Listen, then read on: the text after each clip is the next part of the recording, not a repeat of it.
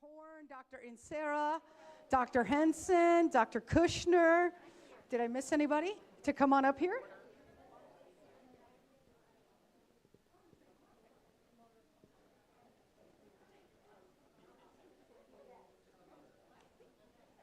Oh, look at you. And I moved it up 15 minutes, so you had to run fast. Super fancy. What do you think for the oath, Jennifer? I think I'm good with this, if that's okay. Is that all right? Yes. That works, I think. And those are our backups? Do you want the mic stand? Or are you good holding? They're okay holding it. Thank you, Fahad. Why don't you have a seat right here? Or actually, can you come have a seat right here? Is that okay for now? Dr. Horn, if you would not mind joining us up this way.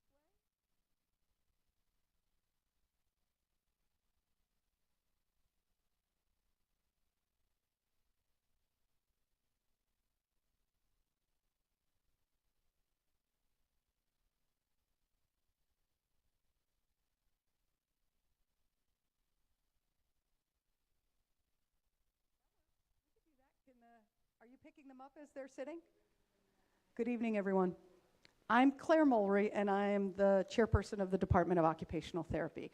Welcome to the room where your loved ones spent years of their lives till very late in the morning. I think I heard Dr. Horn say that he was here till 3:30. Well, he was studying till 3:30, maybe not right here on certain days. But this is the room they lived in. Doctoral students, please come sit down. We're not going to call on you, I promise. Make yourselves comfortable, get a little food. Welcome to East Campus. Welcome to Kane University. We are extremely proud. We are very sorry that Mother Nature ruined our hooding ceremony for all of us the night before graduation. But every September, we do have a dissemination of the great work that the doctoral candidates have done. This is our second cohort. And they are giving advice and counsel to the two classes. Over here we have the fourth cohort coming through. So these are the second. There's a group out on fieldwork. And then we have the newest cohort coming in, our fifth cohort over here. So these are the doctoral candidates in the rest of the program. I'd like the faculty to introduce themselves, and then we'll get started with the program.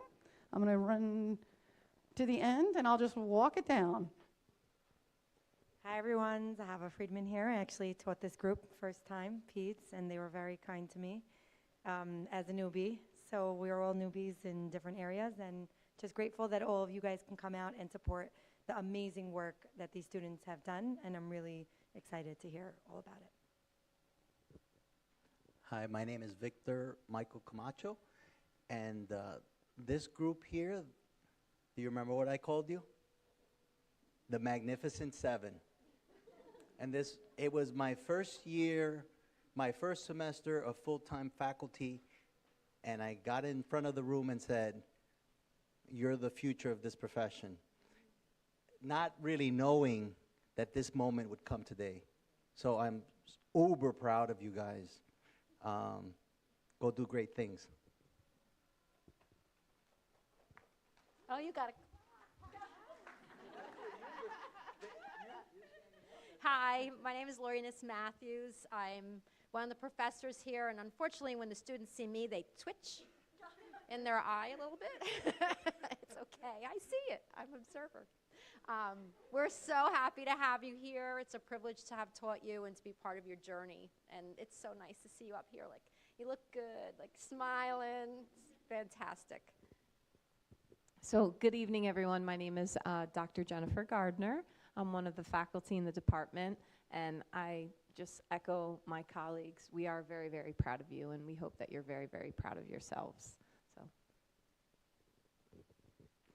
Hi, everyone. I am Danielle Senti. I am the doctoral capstone manager and also the doctoral fieldwork coordinator. So besides teaching some of the courses, I also got to work with these very fine individuals and help them, guide them, be a part of their journeys along the way, which you'll hear about in a couple minutes.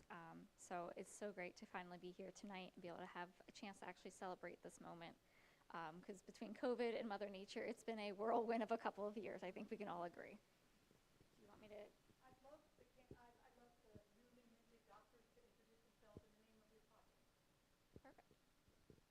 Hi, I'm Dr. Susan Kushner.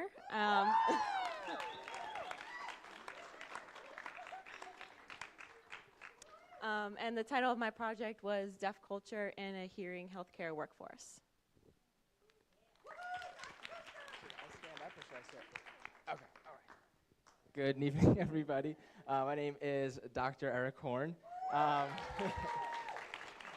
And I did a project on mentorship entitled Developing a Program in Mentorship entitled Building Mentors, a Pathway to Success. Hello, everyone. My name is Dr. Ashley Fuentes. The title of my doctoral residency was Occupational Therapy in Action, these perspectives from ACT staff and client members. Hi, I'm Dr. Allison Sarah. It's my first time saying that. My project was called Sensational Scholars, a pilot program for neurodiverse undergraduate students. Hi, everyone. My name is Dr. Darrell Henson. Oh, man.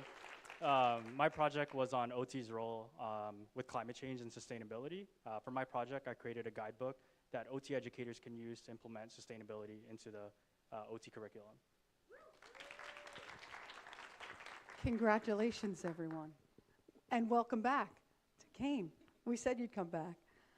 This night is to show the Kane community and your loved ones the wonderful work you've done. Thank you for sharing your expertise with us.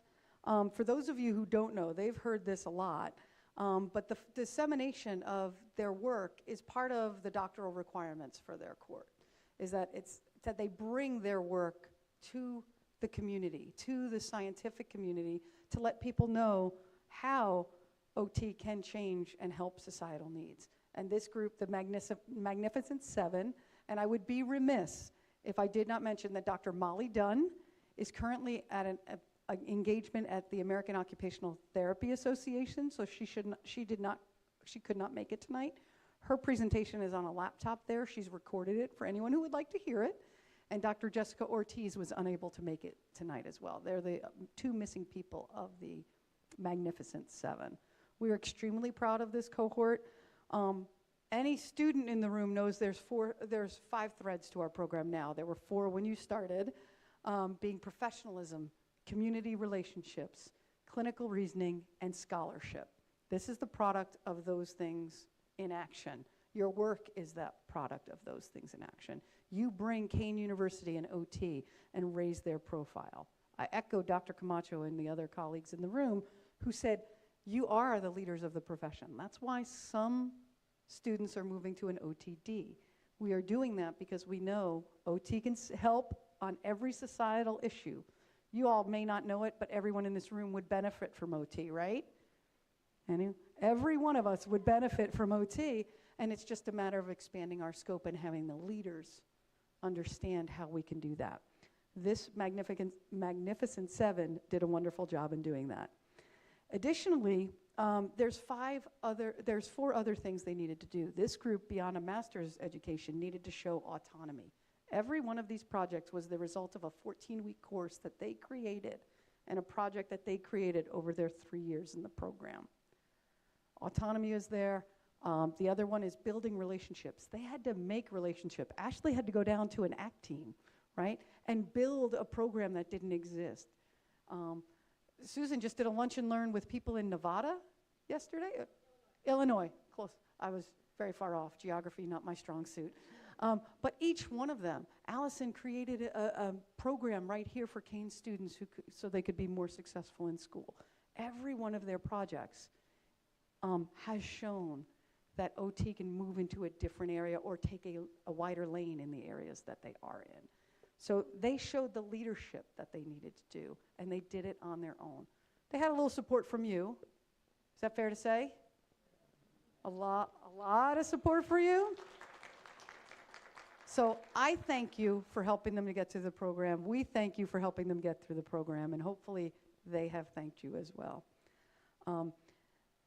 The leadership is creating a vision that other people will follow, and it is a responsibility of a doctorally trained occupational therapist to create a path, to be a model for the cohorts coming behind you, for the society and the clients you will treat, and the future generations of OT practice.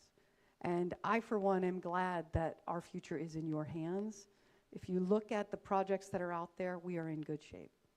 And so thank you for your work. Thank you for coming in tonight to share your work with us and the Kane community. And some of you are going to AOTA, some of you are going to NJOTA, and some of them are already getting ready to prepare their manuscripts for peer-reviewed journals that will go out to the wider scholarly community. So congratulations. Thank you for being here. I'm going to pass it off to Dr. Senti, who will take the rest of the evening.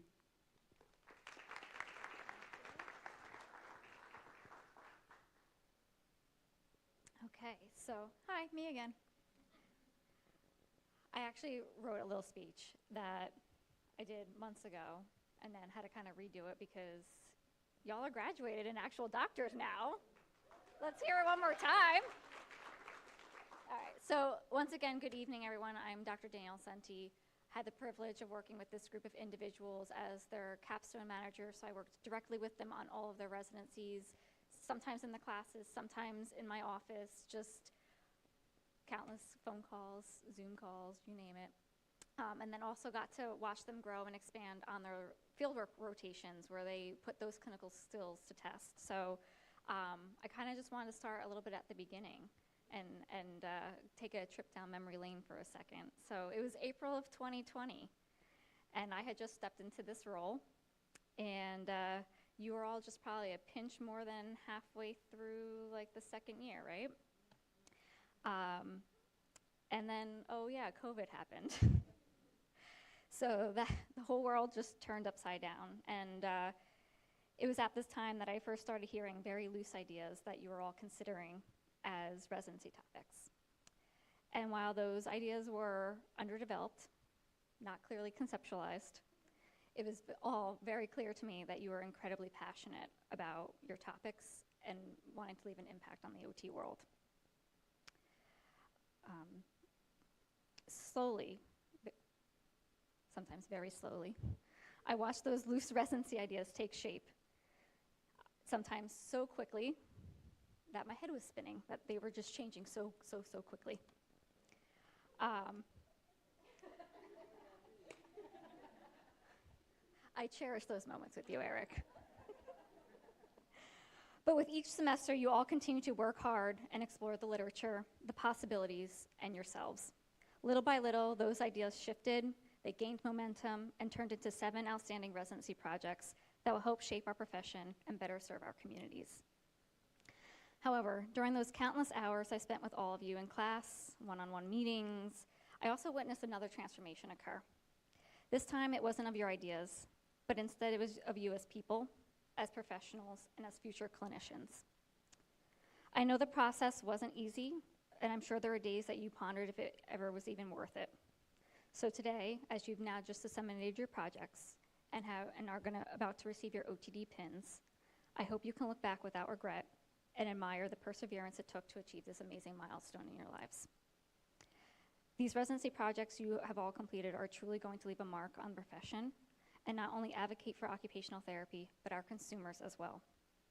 And while I may be slightly biased, just a little bit, I do know from what I've heard and seen from other programs and clinicians around the state of New Jersey and the country, and I can say this very confidently, our OTD students truly produce some of the best and highest quality caliber residency projects in the country. And this is only the second cohort. I have truly enjoyed this journey with each of you, and I wanted to thank you all for embracing me and allowing me to be a part of this chapter of your lives.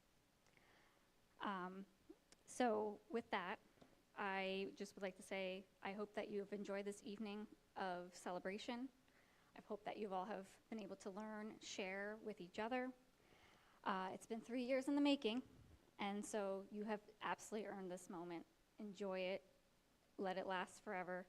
And I'm so proud of each and every one of you and wish you nothing but the best in this next chapter of your lives, and now that you are officially colleagues.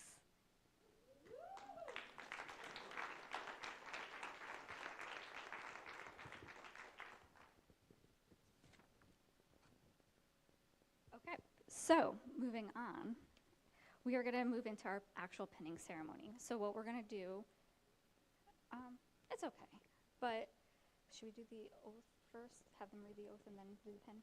Okay. So my lovely colleague, Dr. Jennifer Gardner, is going to hand out our oath. This is something that we just started this year. And so we are going to have our newest OTDs read the oath out loud, and then I'm going to have each one come up with their designated special guest to pin them. Yes, please stand. Susan, you can sit. Everyone stand with Susan, but she's still taking the oath. Put the mic so the microphone can hear that. Are you ready? Nice and loud. Should we look at it? From academic to clinical phases of the Kane University Occupational Therapy Program, I solemnly pledge to faithfully abide by the 7 core values of the occupational therapy profession: altruism, equality, freedom, justice, dignity, truth, and prudence. As the mantle of occupational therapy is passed on to me. In serving altruism, I will provide care to all persons, groups, and populations with an open mind, compassionate heart, and full understanding of who they truly are by serving them as a whole person. In serving equality, I will ensure that all persons, groups, and populations will be treated equally, regardless of age, gender, race, ethnicity, or culture. In serving freedom, I will be a lifelong learner, providing evidence-based care, and promise to keep the occupation in occupational therapy. In serving justice, I will fight for occupational justice for all persons, groups, and populations that seek occupational therapy. In serving dignity, I will uphold the honor of this profession and ensure the dignity of all persons, groups, and populations at all times through respect and value.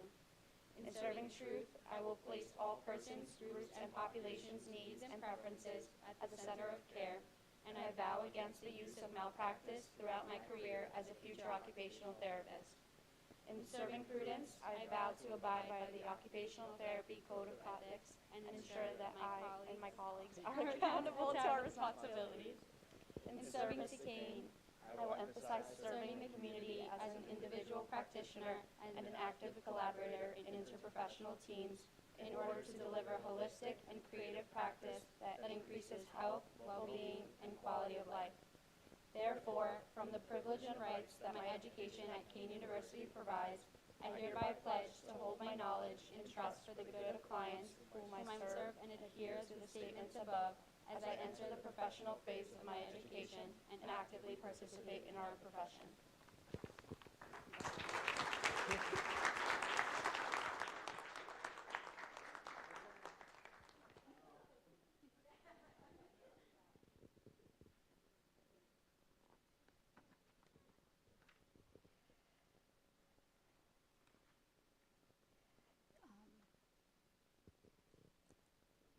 Yeah, if you don't mind. Okay, so before we move on to our doctors that are here, I just would like to take a minute to acknowledge Dr. Molly Dunn. Her project was called Breaking the Silence, Development of a CEU Course on Elder Abuse for Practitioners. And I myself served as her faculty expertise mentor, and then Dr. Jessica Ortiz. Her residency was medical cannabis and its implications on occupational therapy practice. She did a qualitative research study, and her faculty expertise mentor was Dr. Claire Mulry. So, We'll come to you. We'll come to Susan. yes, and this is who's pinning them, right? Okay. So, hold on. Now I'm out of order, though. Okay. So first up, we're going to go just kind of down the line. Dr. Susan Kushner, being pinned by her mom, Karen Kushner. So Mom, come on down, please. Am I doing both pins? Jennifer, both pins?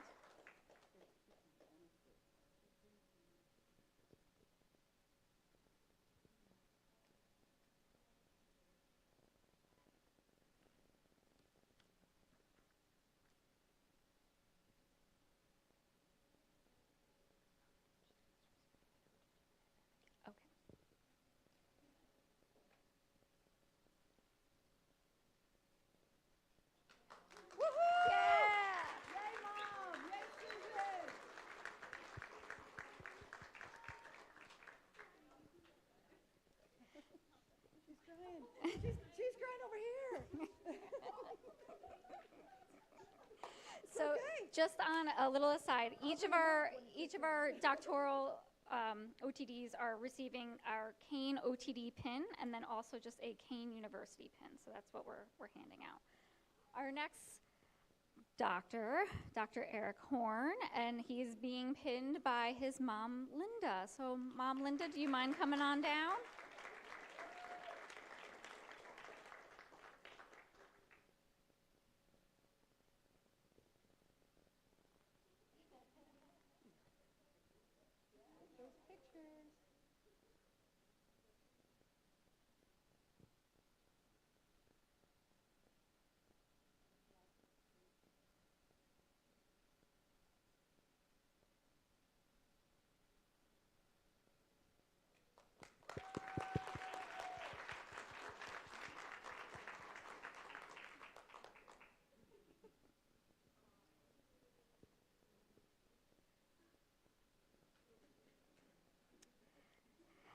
For Dr. Ashley Fuentes being pinned by her father, Richard.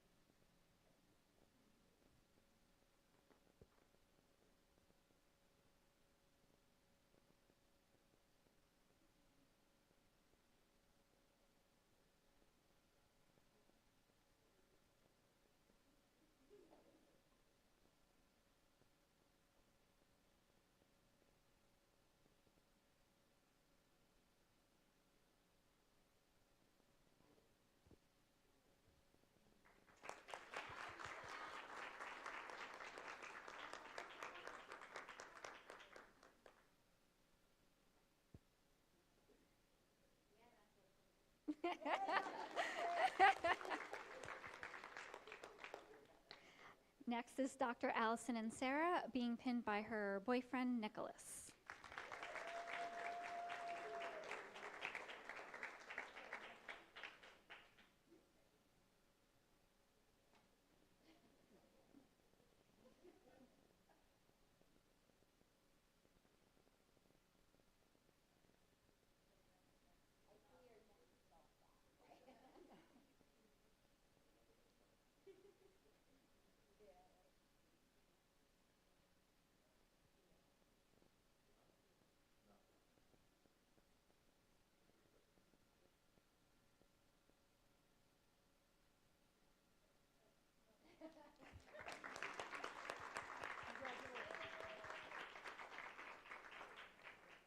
And last but not least, Dr. Daryl Hansen being pinned by his father, Dante Hansen.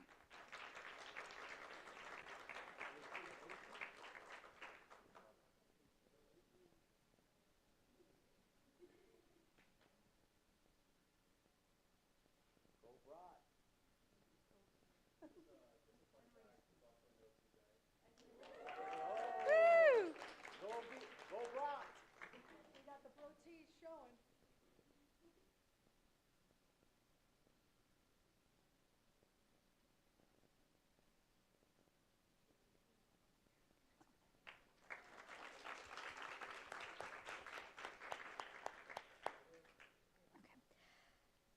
Well, now it's like extra official. So before we fully conclude, I'm going to toss it back to our new OTDs, and we're going to pass the mic back down to all of you. And I'd like you to give us all either a piece of advice or something important that you've learned along this journey. Or both. Whatever floats your boat. Or both. Or you could thank. Or who, yes. So I'll give you all a second.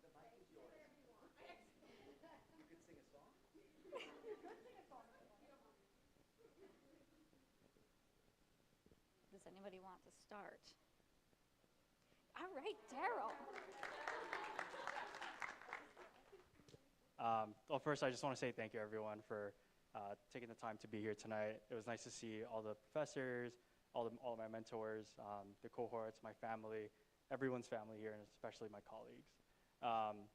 my piece of advice is, I know it's difficult, right, during the first 2 years, but once you start your residency, it's a different feeling, right? This is something that you've spent all this time on, and you're truly an expert in it, and you have to trust yourself.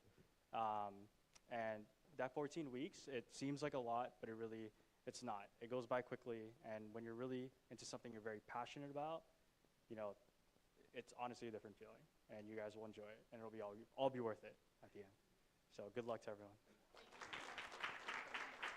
So we'll just go down the line. First, of course, I want to thank each of the faculty members here and Kelly Sullivan, who is my FEM, who is not here tonight, but each of you have played such an important part in our overall journey. So we're very thankful to have had the best people to support us and guide us along the way.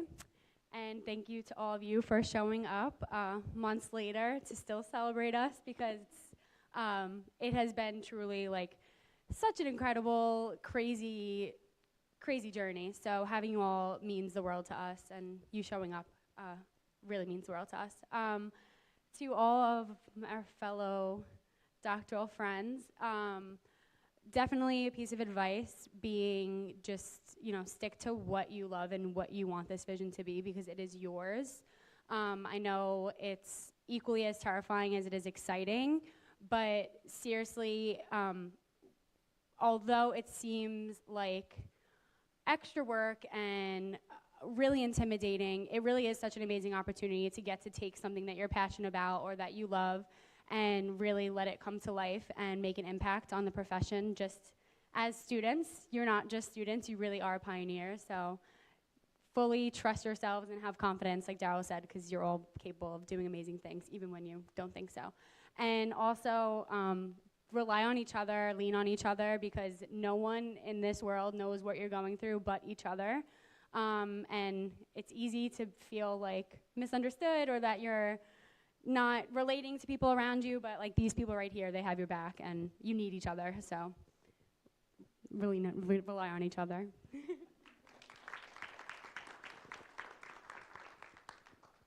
Again, I echo everyone.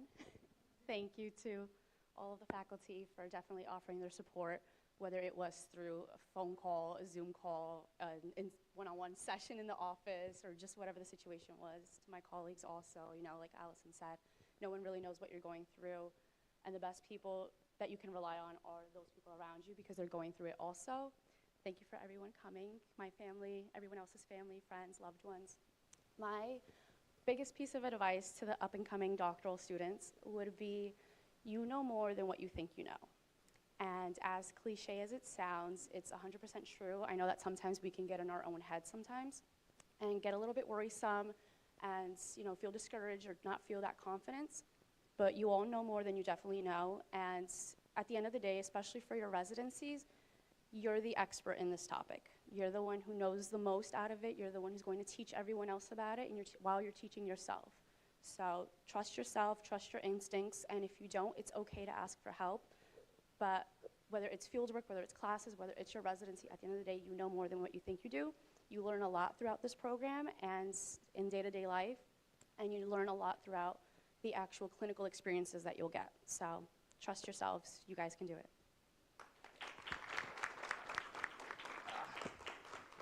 First things first, I just want to remind Dr. Camacho, you owe me a donut still, just to make the public announcement. First things first, I want to thank all the faculty and staff for your patience throughout this entire process. As we know, it was quite the experience for all of us, including myself. So thank you all very much deeply. And also to Dr. Marianne Moran, who's not here tonight. She was my faculty mentor. She actually retired. Marianne, if you are watching, thank you so much for all of your support. I very much appreciate it. I would not be here today without Marianne and her support and her guidance throughout this entire process of residency. So thank you very much, Marianne. I hope you're enjoying retirement. But also thank you so much to my family and specifically my parents, all the prayers and support that you guys provided over all the years. Again, wouldn't be where I am without any of you. So thank you all so much for your support. And finally, word of advice I've kind of already shared with most of you tonight is patience. I have experienced patience or needed patience throughout this entire process. a lot of patience in the time away from school and now getting back into studying and everything like that. So a lot of patience, as Jen always ends her emails and things. Trust the process. It is a process, but I promise you, you will want to rush through this entire process. I very much did, but now that I'm where I am today, patience is the best thing you guys can have. Just have fun with it. Enjoy each other's company. Again, you're like second little families together because you do spend all the time together. So definitely encourage you guys to have some patience, trust the process, and have fun while you do it. It's a short blimp in time, but it's worth it.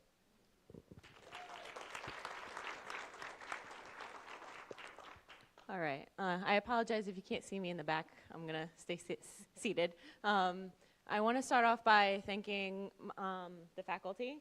Thank you for all of your support and everything you did to bring us to where we are today. I want to thank my family for, lack of a better word, putting up with me for the past 3 years. Your support means a lot to me, and for my peers, definitely wouldn't have made it through without you guys. So my advice to the students here today, number one, your peers are going to be the backbone. They're going to be what carries you through when you are at your highest peak of stress. Lean on them, and they're going to, help you through the toughest parts because they're also going through it, so they really understand. And when it comes to your projects, have confidence in yourself, right? Have confidence if you're new and you're developing your projects. Have confidence in the ideas that you're coming forth with, that you can bring them into light and, really make them something bigger. And if you're going out on your residency soon, have confidence that you can carry through what your plan is and really make it all the way through and complete what you're set to do. So my advice is to just have confidence in yourself. You know it. You're the expert, and just believe that you can do it. So.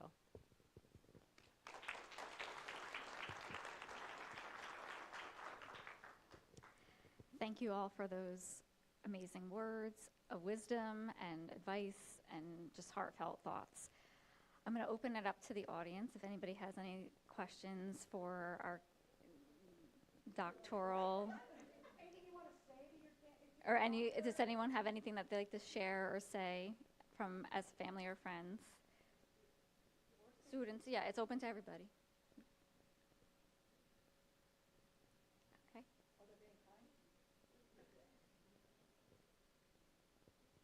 All right. Well then, there's still plenty of food, so please come, enjoy, eat, mingle, talk, enjoy this time to reconnect and celebrate a little bit more before you really enter the real world and get bogged down with a job and, having to be a real full-blown adult. So thank you all so much for coming. We appreciate you taking time out of your lives to celebrate with us on this very special occasion.